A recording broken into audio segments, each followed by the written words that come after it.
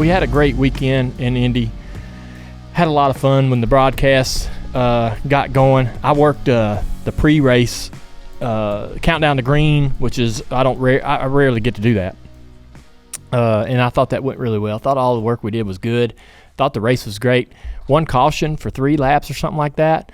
And I didn't care. A lot of times when we have a race when you look at the statistics on paper, it's going, you'd imagine that people would not, appreciate a race like that. But I'll be honest, there was a lot going on, and we had a great finish. There was suspense. Chase Elliott trying to close the gap. Michael McDowell trying to win in an underdog story. And I saw Michael today in the line at school. Oh, really? Yeah, rolled down my window and gave him a good clap.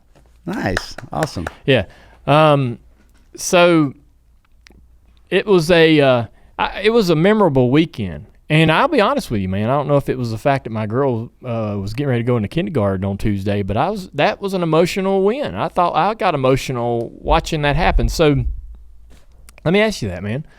Everybody in here, right? When you watch that race and you see an underdog story like that, a guy right on, there's so many variables here. You got a guy battling on the bubble. You got a team that was a back marker that's developing into a competitive winning team. You got a young crew chief. Who's a friend of ours. Who's a friend of ours. Motorsports. Yeah. Yep. You have Michael McDowell, who is driving starting parts just to stay relevant, just to be there. And all of those things coming together. You're at Indy, one of the most historic racetracks in the world. So a win there for anyone is incredible. So all of those things piled into one. I felt it, man. It was emotional when he crossed the finish line, watching his family become a part of that, hearing him tell us about, how they have to kind of pick and choose, and they weren't there for the Daytona 500. All of that happening right there, man, was really, really what sports is all about. Right. And it was a butt whooping. I mean, the fact that this underdog story, they really did. They ran great all day, led a lot of laps. They led a lot of laps, right? It was a legitimate win. Very emotional. I'm glad you said that because, I felt that as well. I like a good underdog story. You like a good underdog story. When we have people that we know and care for on those race teams, it certainly makes it more. I tell you, Michael went on Denny's podcast on Actions Detrimental this week. Did you get to hear this? I haven't. Listen, it makes me appreciate it even more hearing about the resources they lack compared to the resources that the Gibbs and the Hendricks and everybody else bring to the table. Yeah. And it's like, Michael was talking about this moment where he's like, if I do my job in this playoffs, then we're going to be able to get a Hawkeye. And then they go through and explain what a Hawkeye is, and I won't go into it here because, go listen to Actions Detrimental, but very important for a race team to be competitive and get through tech and all these other things that they do. Yeah. And so they know whatever money that they earned this year, they already know how they're going to spend it. Bob Jenkins knows how he's going to spend it. They're going to go reinvest in the company. Good conversation between Michael McDowell, but it made me appreciate the accomplishment even more because they don't come to the fight with the same ammo and the same artillery as everybody else. It's not like it's night and day, but if everybody else is a 10, the A-listers, they're a 7. Yeah. And then they went in there and led the most laps and did what they did. Yeah. It's a great story. It is. Bob Jenkins ought to be commended just for sticking it out. And you have an owner who is doing everything he could financially to put a team out on the racetrack. They have had success. They've won races. Pocono a couple years back with Buescher. A win with David Reagan at Talladega. I'm trying to rack my brain and get all this right, but and then Michael's Daytona 500 win. So they've had these moments, but Bob has spent a lot of his own money, and I don't know him well. I sat in the conference room here at Junior Motorsports about 1.5 years ago, talking to him about charters, right, and trying to me and Kelly were investigating the sport as a whole in terms of charters and how to get involved and how to get to the cup level, and he was one of the conversations that we had, and he ought to be celebrated, man, because it's hard if you they always say how do you want to make a small fortune in motorsports? You start with a big one, and it's expensive and costly and a lot of times not profitable. You can certainly make tons of mistakes financially and it not be profitable. If you're smart and you got a good business model, you can make money in this sport. I'm not saying that it's a place where you can't succeed financially, but he had to put up a lot of the money himself just to get in. He took the risk, right? So he ought to be celebrated, and they're turning in, and he just re-signed both his drivers the week before, McDowell and Gillen. So he decides, hey man, I'm sticking with my guns here. We're moving forward. We're growing. We're improving. Pretty incredible story. Kobayashi and Kostecki, all of the international guys never really played a massive factor in the end result of the race. I was thrilled that they were there. I was hoping that they would all have successful runs. I want them to come back. The reason why I want them to do well was because I wanted more people to come, right? It was pretty exciting to have them there. It was a great storyline, and it was compelling to think about, man, how good could they go? SVG, Shane Van Gisbergen, who was on our show last week, ended up running decent. I think the lack of cautions and the inability to really kind of close the gap hurt their opportunities.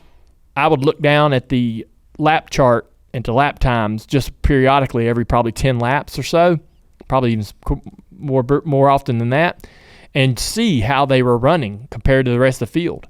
And Kobayashi and Brody, SVG, obviously they were all running at times some of the fastest laps, some of the top 5 lap times during the race. So the speed and the pace is there. They didn't stink. It was an interesting, the way the race played out without yellows was a challenge for anyone. Mm-hmm.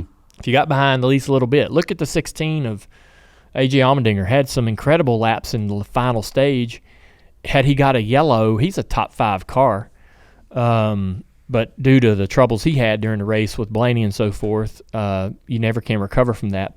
Plus, Kobayashi never really got a fair shake at it. I mean, he got turned on, was it lap 2 or lap 3? Yeah. And then he spun out again with contact with Stenhouse, I believe, there towards the end. Yeah.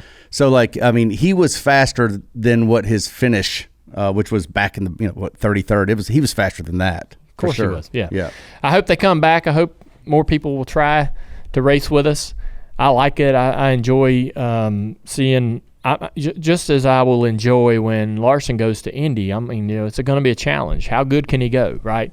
I enjoy seeing drivers take on monumental tasks, such as coming into a new discipline or a new series.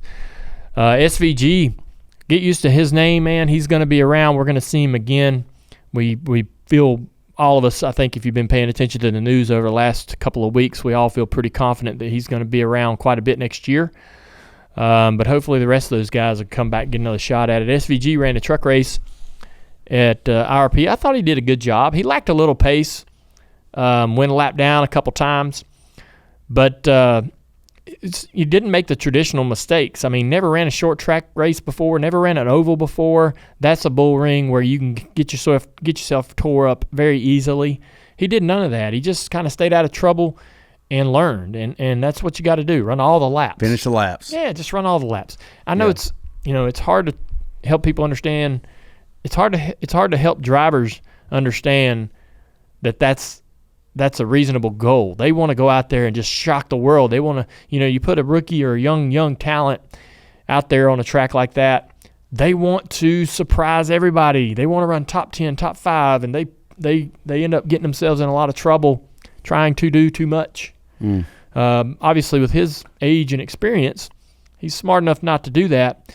But you can find yourself in some weird situations trying to get underneath people and getting raced hard in the truck series is a common thing. Incredible, I thought, that he tore nothing up, that he ran the whole race, that he didn't make any real big, massive mistakes, and he didn't ruin anyone else's race. So that's a great first step, I think, toward his oval, crash course, if you will, in trying to figure all this out. He's going to try to come over here and end up. His goal is to be a full-time Cup Series racer in as short a period of time as possible, right? Yeah. And so he's got to learn oval racing in really an unprecedented amount of time. No one's ever really, no one that I can think of has ever came over here.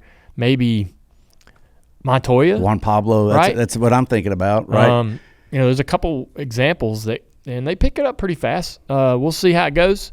What was what's your reaction to his 10th place finish though at the Indy Road Course? Because we had a lot of handicapping and debating and discussing in the weeks leading up to it, and you thought that a top 5, anything short of the top 5, was not going to be satisfactory for him, given that he just won at Chicago. So now that he finished 10th and the way the race unfolded with no or hardly any cautions, is it a successful weekend for him? Yeah, I think the lack of yellows prevented him from getting the result that he probably deserved.